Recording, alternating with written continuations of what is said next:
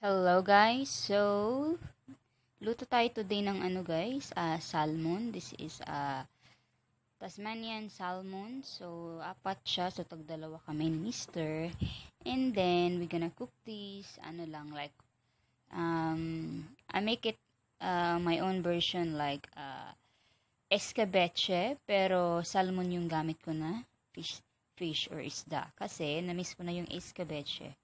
And then I'll show you some glimpse how I cook it. It's very easy and simple guys. So ayan siya. So makabili kayo ng salmon guys sa supermarket. Pero kung sa Pinas kayo sa supermarket, then like SM or sa Ayala, meron doon. Ganyan. Ayan siya. So this is the looks na guys ng ating salmon na isda. Ito yon, nilagyan ko lang siya ng pepper, salt, and herbs and spices. Pero konti lang kasi ipa-fry pa naman natin to. So ayan. Ayan. Ito yung gagamitin natin per escabeche. So this is my first time. So para-paraan. So dito sa ating kawali guys, naglagay ako ng ginger, minced ginger and minced garlic lang.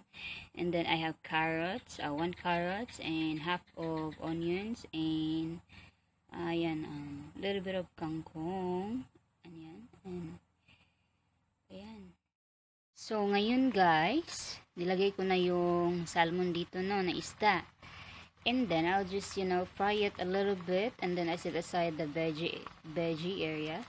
Veggie, the gulay. So I set aside, tapos dito, tapos ipiplik siya. And then fry lang konti kasi madali lang man lutuin ang salmon hindi maselan. So ayan.